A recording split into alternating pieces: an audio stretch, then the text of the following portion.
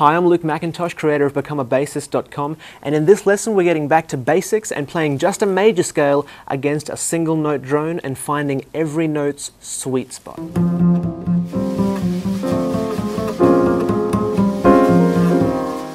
Now that you've gone through the last few lessons, hopefully you've found a bunch of different ways to play a bunch of different chords, and hopefully you're kind of pushing the limits of your comfort zone, so you get more and more out of these kind of exercises the more you do them. Honestly, it's the best way to learn how to play in tune, is to constantly push your comfort zone and get better and better and better.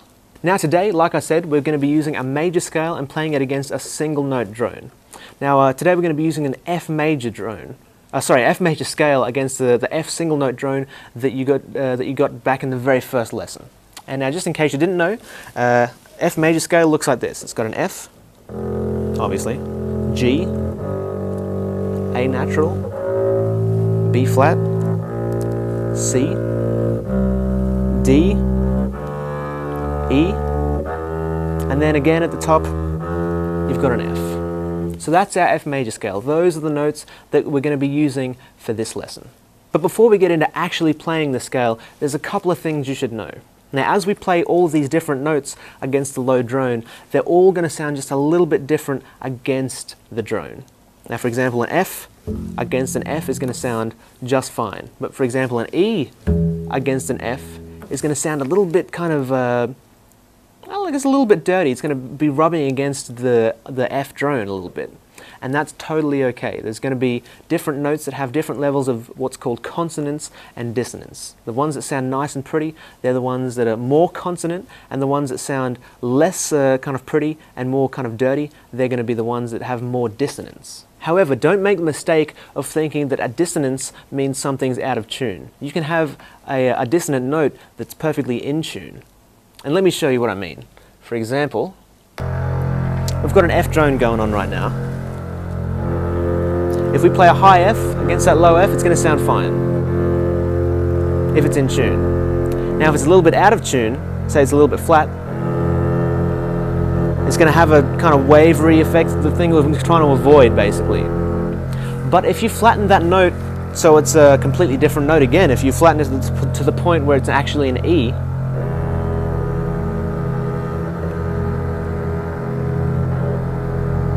even though those notes are just a half step apart,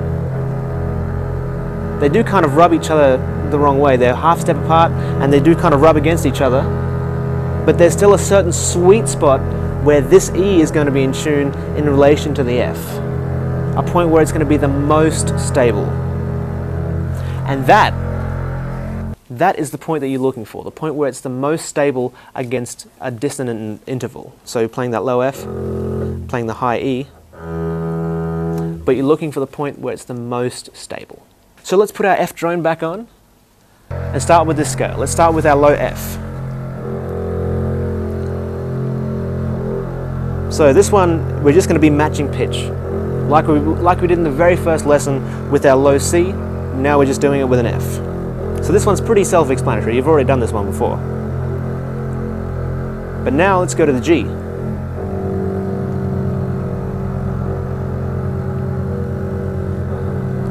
Now let's go to the open G for a split second. Now we know this open G is in tune, well hopefully. So now just get a sense of what it feels like to play that open G against that low F.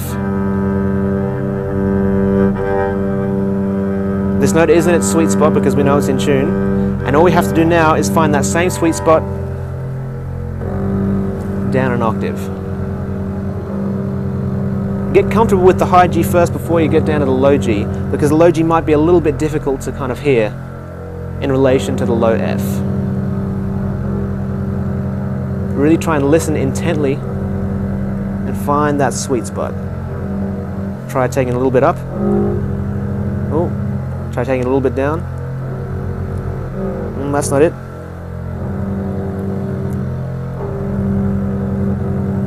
There we go. You're going to find that sweet spot in relation to the low F. Now we already know what an A sounds like over an F drone because we've been using that for the major chords.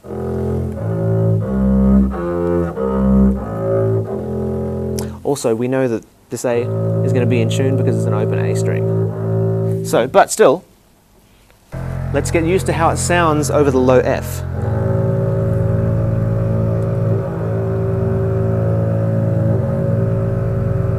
Once again, this is like another kind of Zen exercise and really kind of listening intently and finding those sweet spots.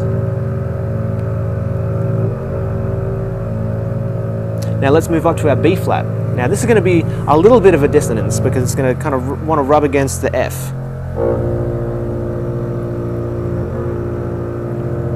In a higher register, this would probably be fine.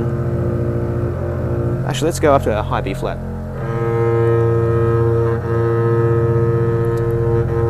And get used to how that sounds against the F. Try and find the sweet spot.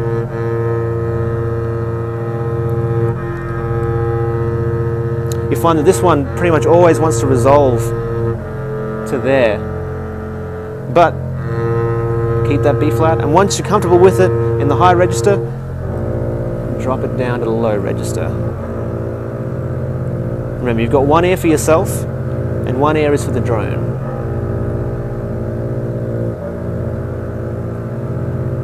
Really search intently for that sweet spot. Now next, the fifth. The fifth is the C.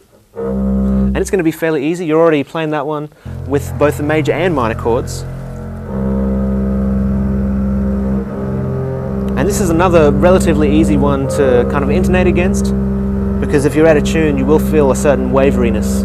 Feel those beats, that kind of uncomfortable wavering feeling. So if we're out of tune, it will be fairly obvious. Now up to the open D. Once again, another open string. So we know this is going to be in tune. But get used to how they sound together.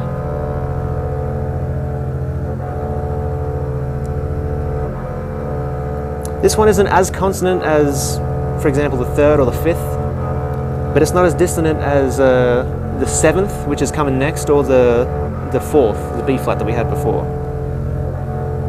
Now let's try that E. Oh, a little bit flat, sharp.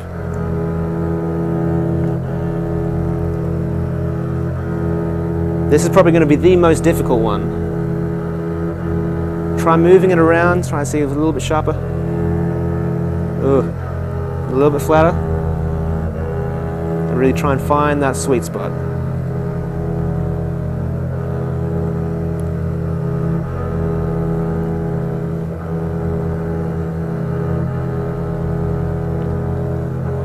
Once again, try sharpening. See how it feels. Try flattening. See how it feels. If you go a little bit sharp and it feels worse, try going a little bit flat if it feels worse. And then if it feels worse going flat as well, you might be in the right spot. Just get used to hearing that interval there, that major seventh interval. From the low F to the high E there. Either side of this note is going to be out of tune, so you want to really find the center of it and really kind of nail that to the floor. Like I said, it's like a Zen exercise.